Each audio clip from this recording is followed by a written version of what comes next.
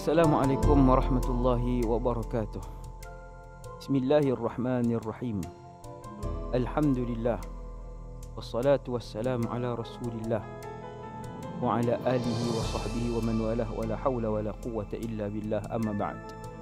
Para penonton, sidang pendengar yang dirahmati dan dikasihi sekalian, semoga kita semua diampunkan oleh Allah Subhanahu wa taala. Kisah hidup akhir zaman membicarakan tentang tanda-tanda kecil yang telah pun disebut oleh Rasulullah sallallahu alaihi wasallam, dan kebanyakan, boleh kita sebut majoriti, telah pun berlaku. Kisah hidup akhir zaman juga akan membincangkan, mengupas secara terperinci insya-Allah tanda-tanda besar akhir zaman.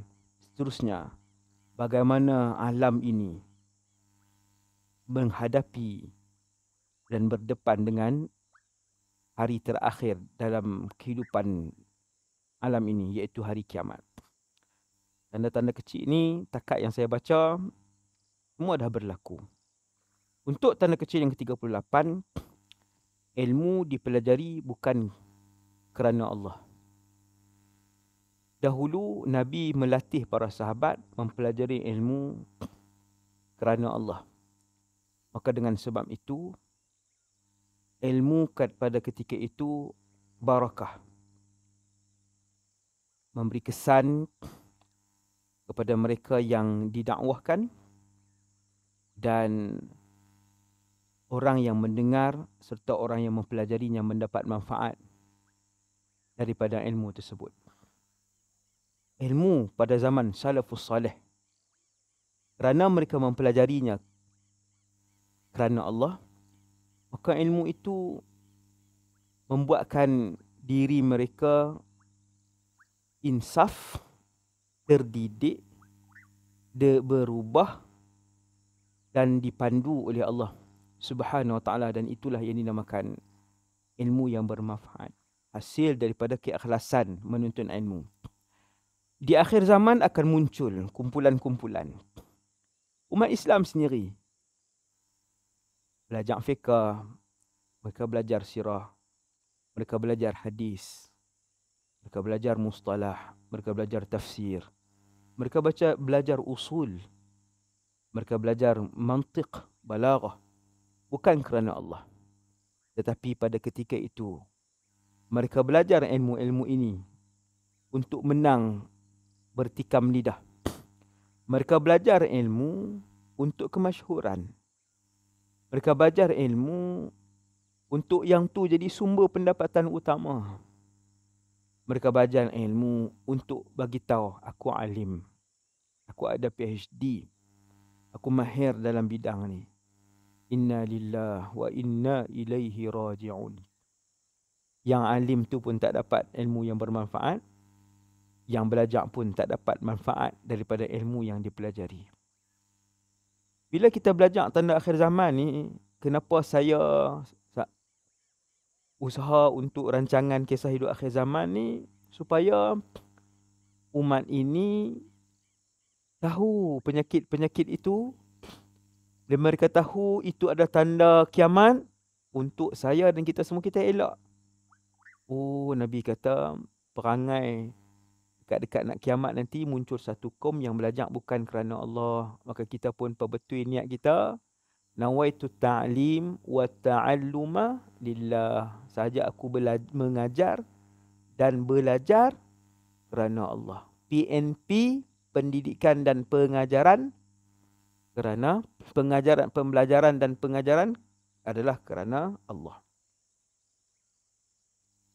Nabi SAW sebut dalam satu hadis yang bercakap tentang kelebihan orang yang menuntut ilmu, ialah hadis yang diriwayatkan oleh Al-Imam Tirmizi, dan hadis tu hadis hasanun sahih, bahwasanya Rasulullah SAW bersabda. Tuan tengok ni orang yang mengajak, ini orang yang mengajak. Apa kelebihan mereka? Innallaha wa malaikatahu, sesungguhnya Allah dan para malaikatnya, wa ahlas samawati, seluruh penduduk bumi. Wal ardi, seluruh penduduk tadi samawat, seluruh penduduk langit. Wal ardi, seluruh penduduk bumi. Hatta namlata fi juhriha, tinggalkan semut yang di dalam lubangnya. Tuan-tuan, berapa trilion semut dalam alam ni. Wa hatta al-huta fil bahri, dan sehinggakan ikan di lautan, berapa bilion, berapa puluh trilion ikan di lautan. Apa mereka buat? La yusalluna ala muallimin nasil khaira. Mereka akan berdoa kebaikan untuk orang-orang yang mengajar manusia lain. Kamu mengajar Iqra, kamu mengajar tajwid, kamu mengajar barzanji, kamu mengajar sirah, kamu mengajar fiqh, kamu mengajar tauhid. Alam ini berselawat, iaitu berdoa untuk Allah ampunkan dosa kamu. Mulia tuan-tuan. Guru-guru, siapa saja yang keluar daripada rumah untuk pergi mengajak, maka niatlah kerana Allah. Kerana Allah, seluruh malaikat, penduduk langit, penduduk bumi. Allah nak bagi kita faham penduduk bumi itu siapa. Seluruh semut yang melata di dalam lubang, seluruh ikan yang berenang di lautan, kesemua berdoa kepada orang yang belajar dan mengajar kebaikan. Nabi sebut dalam satu hadis yang telah pun kita riwayatkan dalam episod-episod yang lalu, yang hadis yang daripada Abu Hurairah, dan hadis itu dhaif, yang bermula dengan idza tukhidhal fai'u dulan, apabila harta rampasan perang menjadi hak eksklusif satu kelompok VIP saja, pemimpin saja.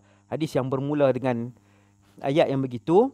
Lepas tu Nabi sebut satu-satu, wa ta'allumin li ghairid din, dan mempelajari ilmu bukan untuk Allah SWT, untuk benda-benda lain.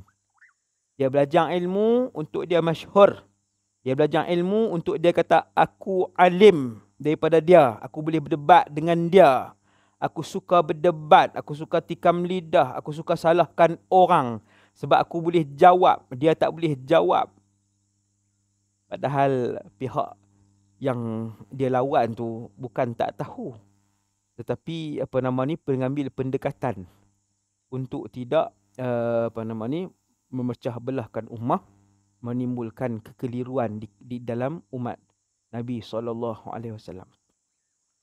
Kemudian tanda yang ke-39, tanda kiamat 39 yang Nabi sebut. Tuan-tuan, tanda kiamat ni dalam episod ataupun dalam rancangan kisah hidup akhir zaman ni, kita akan sebut dalam 160 kot. Ni kita nak masuk 39 dah. Apa dia tanda kiamat lagi yang berlaku? Nabi kata, antara tanda kiamat lagi ialah apabila kalian melihat seorang suami itu sangat mentaati isterinya dan meninggalkan ibunya. Inna lillahi wa inna ilaihi rajiun. Banyak tak? Sangat banyak. Ini bukan akan berlaku tau. Yang ni memang banyak di depan kita. Tak payah cari 1000 kilometer belakang rumah aja, tepi rumah aja. Bahkan dalam rumah sendiri kadang-kadang. Adik-beradik kita sendiri mendahulukan isteri dan meninggalkan ibu kandung mereka. Pada isteri boleh bagi beribu sebulan. Sedangkan kita dah tanggung dah anak-anak, sewa rumah kita dah tanggung, barang dapur kita dah tanggung. Tapi kat isteri, duit belanja lebih juga. Dekat mak 100 pun susah. Kat isteri bagi 1000, 1500. Ta'atuz zawjah wa uququl ummi. Mentaati isteri dan menderhakai ibu kandung sendiri. Itu adalah antara tanda alamat kecil yang disebutkan oleh Rasulullah SAW. Bahagian daripada suami ni mentaati isterinya dan menderhakai pula ibu tadi. Sebab si isteri tu pula duk ajak, kan, tak payah baliklah sebulan sekali, 2-3 bulan sekali abang baliklah, kan, tak payahlah, mak pandailah jaga diri. Sedangkan ibu tu sakit, ibu tu sunyi, ibu itu sunyi, lalu dibiarkan tinggal bersendirian si ibu tadi, dan dia dengan isteri dan anak-anaknya hidup dalam keadaan yang begitu, orang kata apa, tak salah hidup kita nak selesa, tak salah kita layan isteri, yang tu juga pahala, itu juga pengorbanan, itu juga kebaikan, tapi jangan sampai tinggalkan ibu. Nabi SAW dalam hadis yang sama, riwayat Imam Tirmizi, hadis dhaif itu, Nabi sebut wa ata'ar rajulu mra'atahu wa 'aqqa ummahu, dan apabila seseorang lelaki itu sangat mentaati isterinya, sampai isteri suruh buat jahat ke ibu pun turut. Yang ni satu kesalahan. Ya perlu sayang isteri, ya wajib berikan nafkah kepada isteri dan anak-anak, tapi jangan sampai menderhakai ibu kandungmu. Jangan sampai buat jahat seperti yang disuruh oleh isterimu kepada ibumu. Yang tu tepat, begitu tepat seperti yang disebutkan oleh Rasulullah. Wa ata'ar rajulu mra'atahu wa 'aqqa ummahu, dan dia menderhakai ibunya. Jadi saya rasa yang tu sahaja untuk kali ini.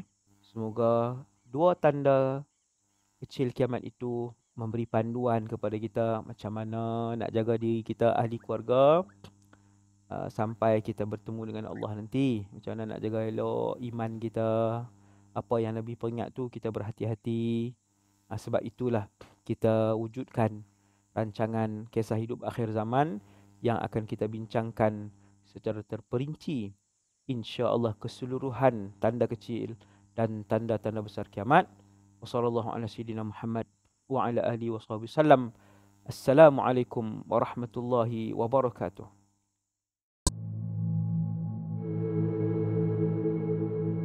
Perjalanan kehidupan manusia dalam menghadapi cabaran akhir zaman.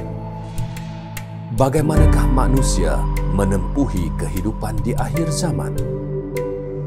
Akhir zaman penuh fitnah. Hanya iman dan takwa penyelamat ummah. Tanpa iman dan takwa yang utuh, manusia pasti gagal menempuhi kehidupan akhir zaman. Menjadi kerisauan baginda, bagaimana umatnya menempuhi kehidupan akhir zaman. Nantikan kupasan lanjut peristiwa akhir zaman daripada Ustaz Wadi Anwar.